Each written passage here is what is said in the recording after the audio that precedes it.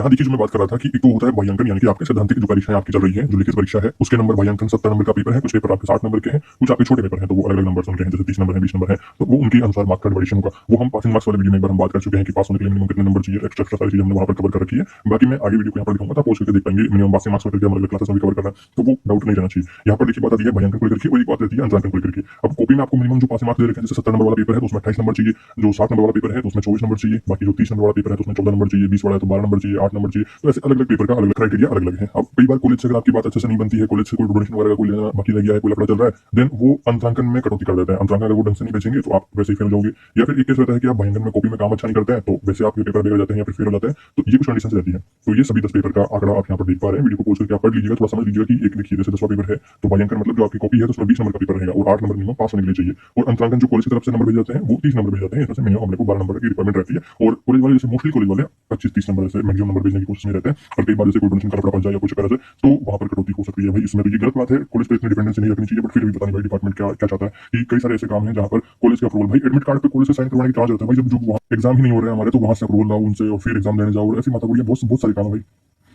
अब क्या करें, सिस्टम ही पूरा ऐसा चल रहा है। उसके बाद में बात करें क्रियात्मक अभ्यास शिक्षण को, तो जो आपका फाइनलेशन होगा, आपने इंटर्नशिप डायरी वगैरह बनाई है, सारा काम किया है, वो 50 नंबर के हैं, उसमें से पास होने के लिए मिनिमम 20 नंबर चाहिए। और अंतरांकन जो कॉलेज की तरफ से मार्क्स मिल जाते हैं वो 100 नंबर है, 40 नंबर मिनिमम चाहिए होंगे। इस तरह से ये मार्क्स का डिवीजन है। अब ये तो आपने समझ लिया, अच्छे प्रकार से हमने पहले भी इस बारे में डिस्कशन किया था। बट अब आती है बारी कि कोई अगर पेपर आपके पास नहीं हो रहा है, कोई दिक्कत समस्या आ रही है, तो उसमें देखिए निर्धारित जो उत्तीर्णांक है आपके 40% लाना आवश्यक रहता है, जो कि बहुत आसानी से आ जाते हैं, उसमें कोई दिक्कत समस्या रहती नहीं है। जनरली हम जो बात कर रहे हैं, जो क्लासेस में कवर करते आ रहे हैं, तो अपन फर्स्ट डिवीजन को लेकर बात कर रहे हैं कि फर्स्ट डिवीजन तो आना ही आना है, तो वो सारी बातें आ रही है। बाकी परसेंटेज का कोई रोल नहीं रहता है कि आपके सेकंड डिवीजन आ गया तो क्या कम इंपोर्टेंस है, फर्स्ट डिवीजन आ गया तो ज्यादा इंपोर्टेंस है, ऐसा कुछ नहीं है, सभी बराबर है भाई, उसका कोई परसेंटेज का रोल नहीं रहता है। बात करते हैं कि कहीं दो प्रश्न पत्र के मूल्यांकन में, जो कि अपनी सैद्धांतिक परीक्षाएं चल रही है, लिखित परीक्षाएं चल रही है उनमें, या फिर कॉलेज की तरफ से मार्क्स जो भी जाते हैं उनमें, या तो आप उत्तीर्ण रह जाएं, फेल हो जाएं, या फिर अनुपस्थित रहने की स्थिति में ही आपने एग्जाम नहीं दी होगी। कई सारे स्टूडेंट ने एक पेपर स्किप किया है एलडीसी एग्जाम के चलते, तो ऐसे में अनुपस्थित रहने की स्थिति में उसे द्वितीय वर्ष के लिए कब भेजा जाएगा, उसकी क्या कंडीशन है, उन विषयों की परीक्षा द्वितीय वर्ष के साथ में हो जाने वाली है, उनके साथ में देनी होगी। ये बात आपको समझना है। और द्वितीय वर्ष में आप कब जाएंगे, उसकी क्या कंडीशन रहेगी, तो बहुत सारे पॉइंट आपको समझना जरूरी है। पहली बात तो देखिए, शिक्षा के क्रियात्मक अभ्यास शिक्षण में स्पष्टता उत्तीर्णांक प्राप्त करते हुए, यानी कि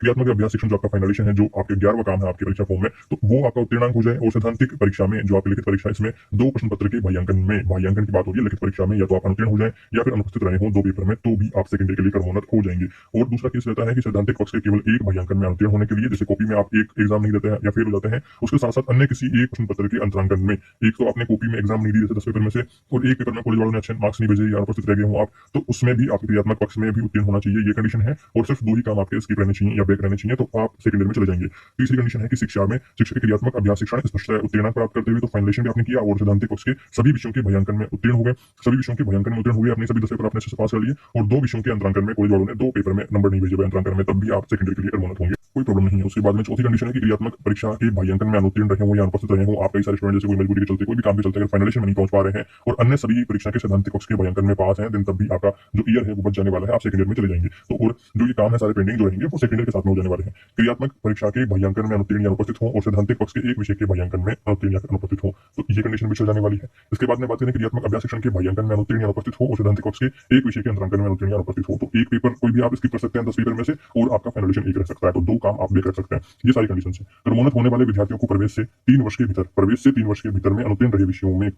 उत्तीर्णता प्राप्त करनी अनिवार्य है। इस समयावधि के पश्चात उनका प्रवेश निरस्त माना जाएगा, तो 3 वर्ष में आपका सारा काम कंप्लीट होना होगा प्रवेश से। ये सारी बातें ध्यान रखनी है। और पुनर्गणना के लिए प्रत्येक विषय का शुल्क 75 रुपए निर्धारित है। अब ये पुनर्गणना का मतलब क्या है, इसे थोड़ा सा समझ लीजिए कि आपकी जैसे रिजल्ट आया उसमें आपको पेपर बैक रह गया या फिर सानुग्रह उत्तीर्ण आ गया है, बाइग्रेस पास हुए हैं, या आप फेल हो गए, मान लो कोई भी कंडीशन रही हो, अगर आपको रीचेकिंग करवानी है तो ये रीचेकिंग वाला ऑप्शन रहता है। बट यहाँ पर आपको एक ट्विस्ट ये है कि यहाँ पर सिर्फ पुनर्गणना होती है, रीचेक नहीं होता है, सिर्फ रिकाउंटिंग होती है। पुनर्गणना आप इस बात को समझेंगे कि सिर्फ आपके नंबर जो दे दिए गए हैं उनको ही काउंट करेंगे, या कोई प्रश्न में नंबर देना रह गया है तो उसके इसमें नंबर बढ़ सकते हैं। तो यहाँ पर कम चांसेस रहते हैं नंबर बढ़ने के, बट एक दो नंबर कोई दे पा रहा है, जैसे एक दो नंबर कोई दे पा रहा है, तो आप बाइग्रेस पास हो जाएंगे, सानुग्रह उत्तीर्ण हो जाएंगे, तो उनको बिल्कुल भी ऐसे कोई स्टेप नहीं उठाने, पुनर्गणना नहीं करवाना है। बट जो पेपर बैक रह गया है उसमें आप करवा पाएंगे, या जो फेल हो गए हैं उसमें आपको जरूर से करवाना होता है कि अगर एक दो नंबर, दो चार नंबर, जैसे जितने भी नंबर अगर बढ़ जाए और आपका पेपर पास हो जाए या फिर आप सानुग्रह उत्तीर्ण करके कंप्लीट आपका काम हो जाए, तो ये एक बेटर ऑप्शन रहता है मेरी रिकमेंडेशन के अनुसार।